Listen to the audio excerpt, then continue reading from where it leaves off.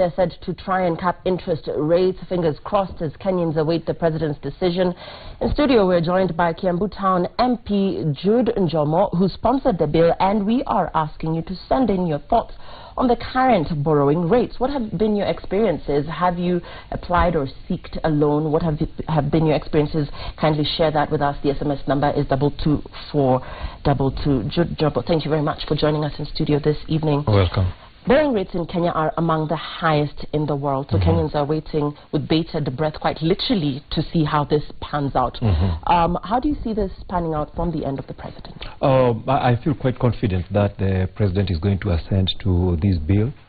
This is based on the fact that, like you have said, our interest rates are among the highest in the country.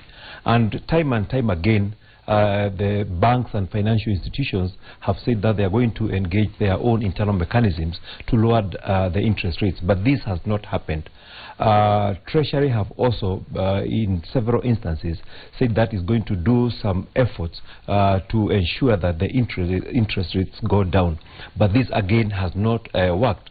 So we are left with only one alternative, where we have to use our law, where we have to legislate to make sure that interest rates go down.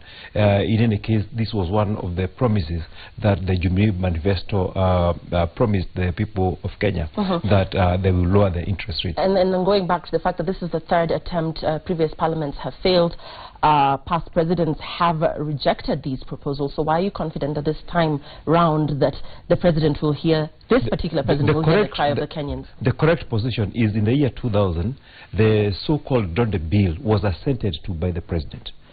What happened is that when it went to the president first, it went back to the parliament with a memo for some amendments to be done.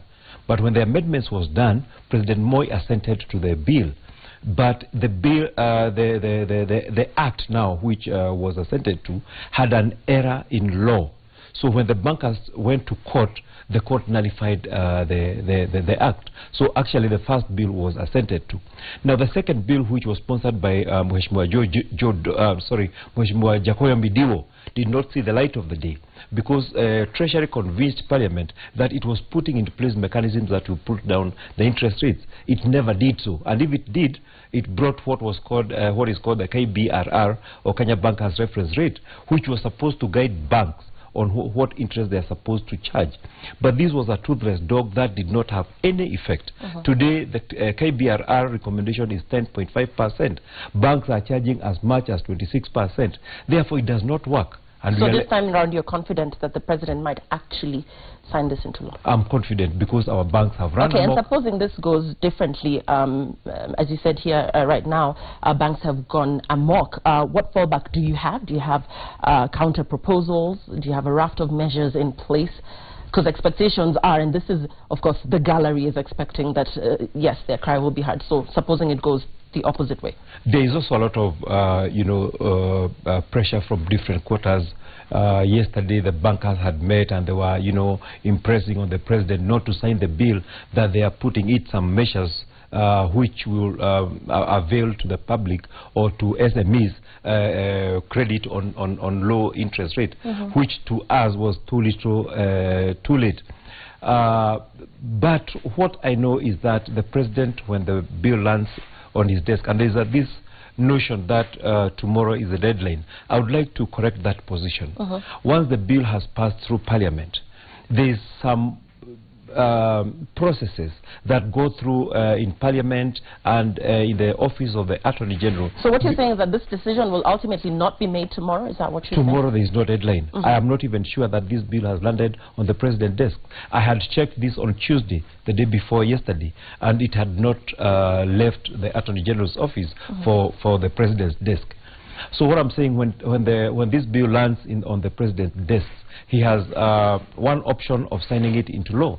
The other option would be recommending changes that he would deem fit, and then write a memorandum to Parliament. So what time span are you giving this? When are Kenyans I believe the law gives him 14 days to do that.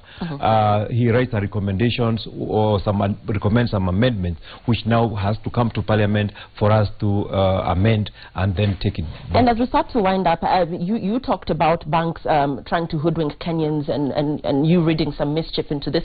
Explain to Kenyans why. Why can't banks be trusted? When the banks were trying to negotiate their position 20 years ago during the Dollar bill, they explained that they are going to put in their own internal mechanisms to bring down interest rates.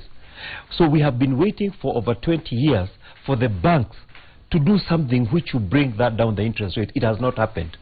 So when we have now legislated on this and we have amended the law, they all of a sudden have become so good, they have become so considerate of our SMEs, and they have come in with some goodies where they are saying 1% of their loan portfolio will be loaned out to small enterprises at concessional rates.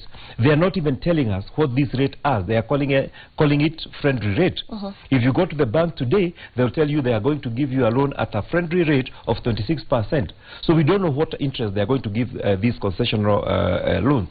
So we cannot believe them, because they have made promises before which they have not kept. And we believe even this one we cannot be kept. Two, we know that memorandum of understanding are not respected in Kenya.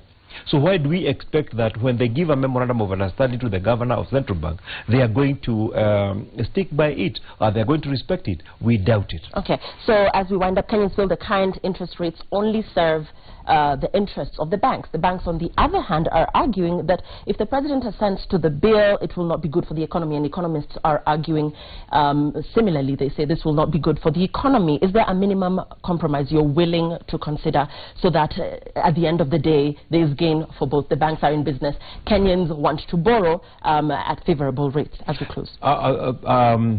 I think when we were legislating, the bankers were invited to Parliament and they made their presentations to the Finance Committee, and what we have now is the best position that we can have. Unless something very big happens, I think we have already negotiated with them. We may not have come to an agreement, because it's very, very difficult to agree on the two positions, but I think this is the best that we could come up with as Parliament. So in 14 days, Kenyans will know? I believe so. Between now and 14 days from now. I believe so. Okay, I've been speaking to Kiambu Town MP Jude Njomo, and in summary, if the banking amendment bill before Parliament becomes law, Kenyan banks will cut interest rates by almost half, which of course will promote entrepreneurship, create opportunities for youth employment and what have you. Thank you very much for your time this evening. Welcome, Leah. Please keep sending in your messages on the topic of discussion. The SMS number is 22422. Nairobi